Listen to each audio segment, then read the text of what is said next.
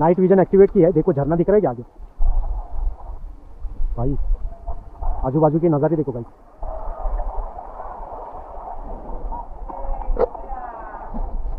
So guys, welcome back to my new vlog guys. So I am in adventure mood right now. इधर है ना कुआं है कुछ तो, शायद एक कुआं है, हाँ कुआं है, छोटा सा कुआं है, उधर तालाब है, इधर जंगल है भाई। कुछ तो आवाज़ आया भाई, सही में पटरी, उधर कुछ तो है, आगे कुछ तो है भाई।